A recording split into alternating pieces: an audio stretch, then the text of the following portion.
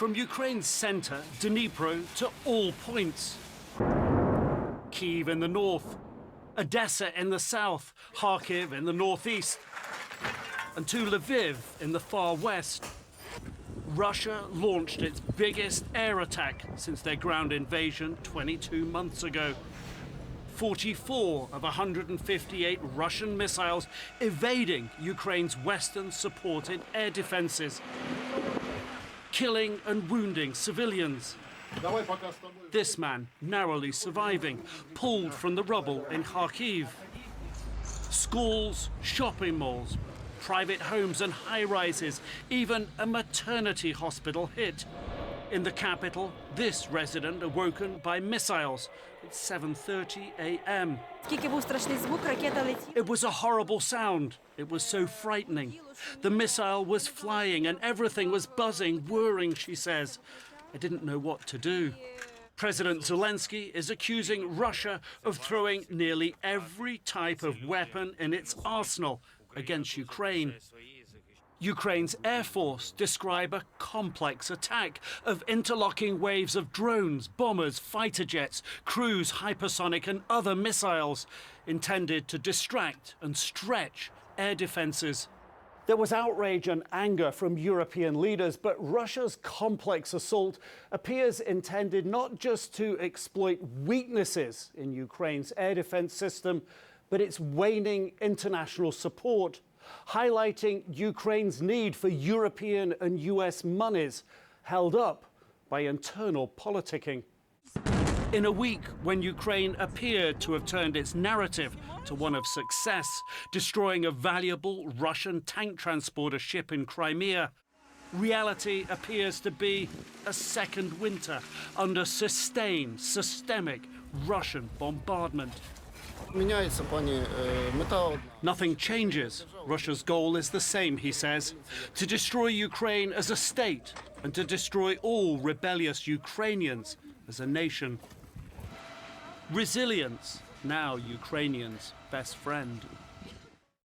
And of course, it really is friends right now that Ukraine needs. And I think it was interesting listening to President Zelensky earlier today, not only appealing for more support and more help, but by saying he'd heard from different leaders and that he was very grateful for the support that he'd given them. And of course, this is a reminder of going back to last summer where Zelensky went to the NATO summit and he was criticized, frankly, there for not showing enough respect, if you will, enough thanks and gratitude for all the support that he was getting. Now, of course, he desperately needs that support and can see that it's potentially slipping away from him. And therefore, when he loses that support, Ukrainian people lose that support, and the Russian bombers get through. Brianna? Certainly do. Nick Robertson, thanks for that report. Let's bring in retired Army General Joseph Votel, former commander of CENTCOM. General, thank you for being with us. You just heard Nick note Zelensky saying today that Russia used nearly every type of weapon in its arsenal, including these hypersonic Kinzhals. What do you think Putin's objective was here, and did he accomplish it?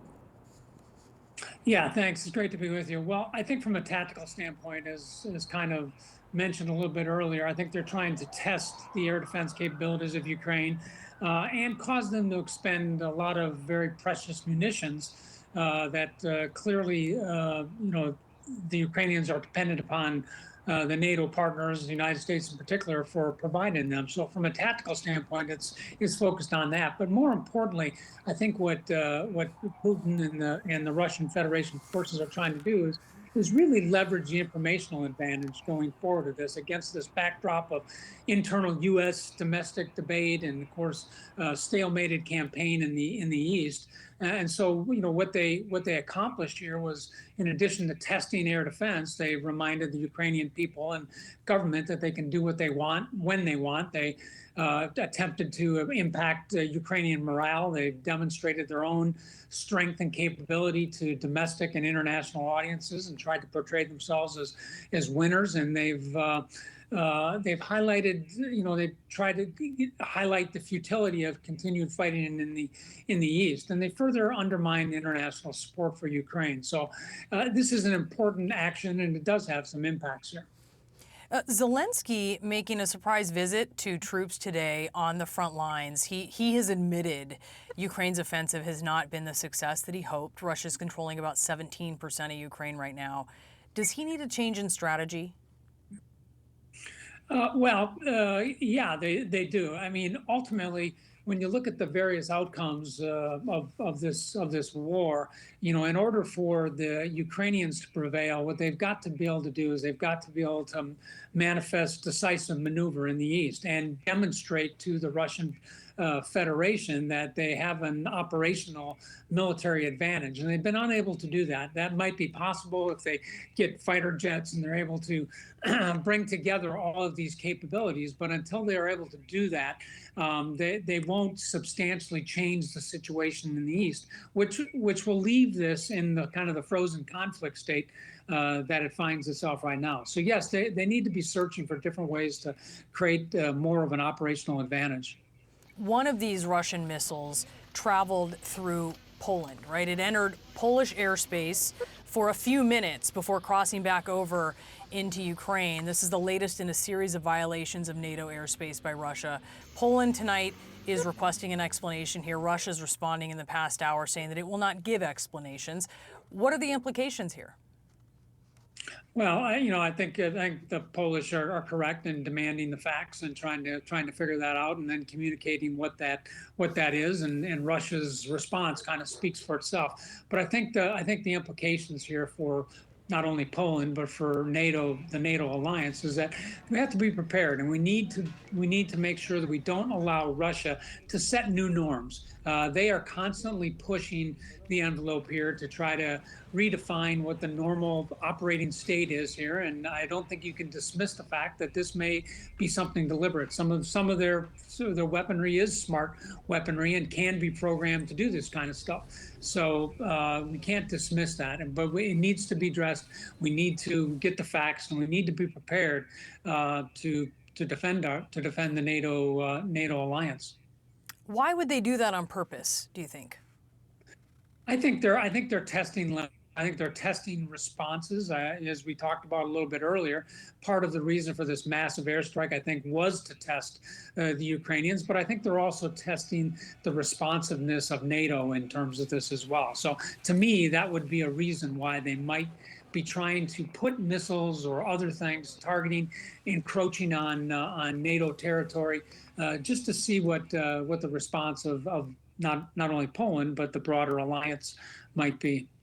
Yeah, where's the line? And how would you describe where the war is right now?